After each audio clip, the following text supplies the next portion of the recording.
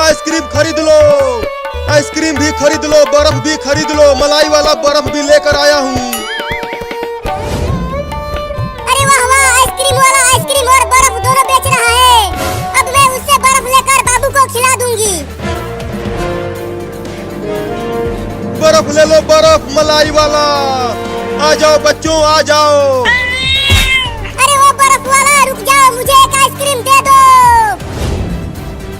अरे वो बिल्ली मुझे रोकने के लिए क्यों बोल रही है? आइसक्रीम वाला, मुझे एक आइसक्रीम दे दो। वहाँ पर मेरे बाबू को तेज धूप लग गई है और वो रोड पर गिर गया है। पैसा दो तब आइसक्रीम दूंगा।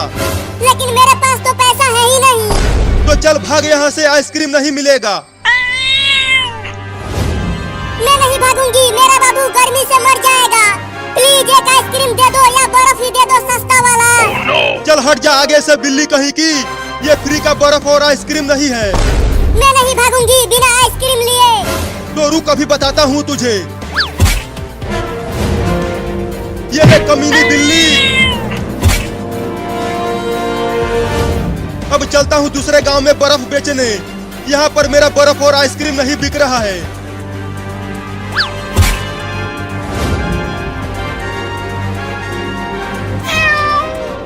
अब क्या करूं? मेरे बाबू को आइसक्रीम लाकर कहां से दूं? अरे वाह, वहाँ टेबल पर प्लेट में 4 आइसक्रीम रखा हुआ है, लाल पीला हरा सब आइसक्रीम। लेकिन अब कैसे उस आइसक्रीम को चुरा कर खाऊं? मम्मी ने अगर देख लिया मुझे तो बहुत पीटेगी। जल्दी जल्दी से खाना बनाती हूँ, फिर ये आइसक्रीम खाऊंगी। किसी भी तरह मम्मी को किचन में से बाहर भेजता हूँ, फिर खा जाऊंगा चारों आइसक्रीम। आज मजा आएगा इतनी भयानक गर्मी में आइसक्रीम खाने में। मम्मी, वहाँ रोड पर चिंटू और चिंकी गिर गए हैं, उन्हें बहुत तेज गर्मी लग गई है। जल्दी जाकर उन्हें बचाओ मम्मी। क्या? मैं आ रही हूँ चिंटू और चिंकी, तुम दोनों को कुछ नहीं होगा।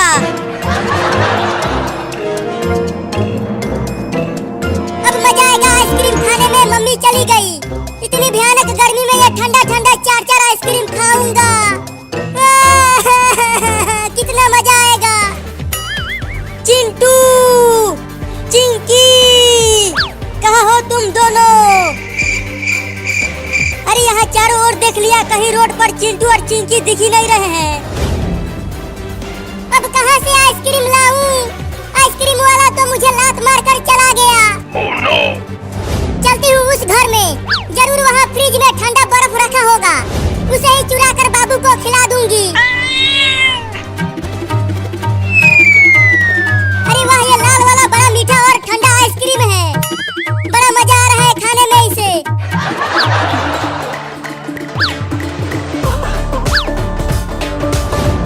अरे माई रे, बाबू 4-4 आइसक्रीम कहाँ से चुरा कर खा रहा है।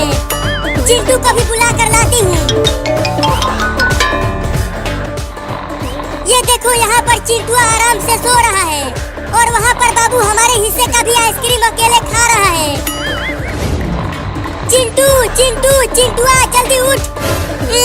सोने दो, मुझे बहुत तेज नींद आ रही है, जाओ यहाँ से।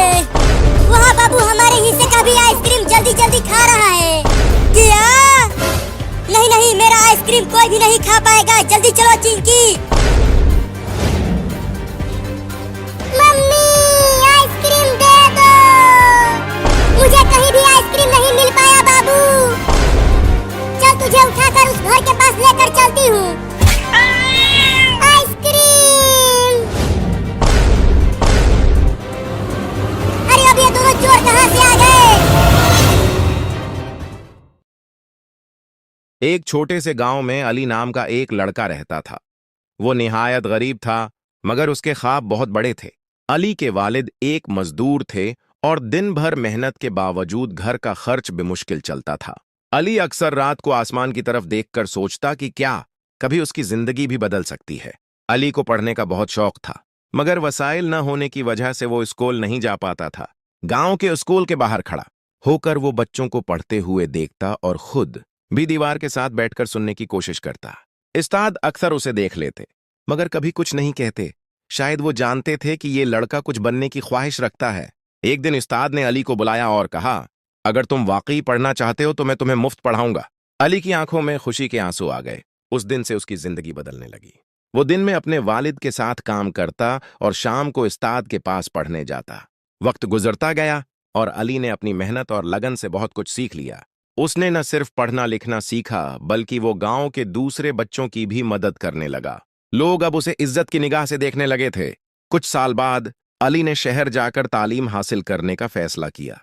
यह फैसला आसान नहीं था, क्योंकि उसके पास पैसे नहीं थे, मगर उसके उस्ताद ने उसकी मदद की और उसे एक स्कॉलरशिप दिलवा दी। अली ने शहर जाकर दिन रात मेहनत की और आखिरकार एक कामयाब इंजीनियर बन गया। कई साल बाद अली वापस अपने गांव आया। अब वो एक बदला हुआ इंसान था, मगर उसका दिल अब भी वही सादा और मुखल्लिस था। उसने गांव में एक स्कूल बनवाया ताकि कोई और बच्चा उसकी तरह तालीम से महरूम न रहे। गांव के लोग उस पर फख्र करते थे। अली ने साबित कर दिया था कि अगर इंसान के ख्वाब सच्चे हों और वो मेहनत करे तो कोई भी चीज नामुमकिन नहीं। रात को जब अली आसमान की तरफ देखता तो उसे अपने बचपन के वो दिन याद आते जब वो खामोशी से ख्वाब देखा करता था। अब वो ख्वाब हकीकत बन चुके थे।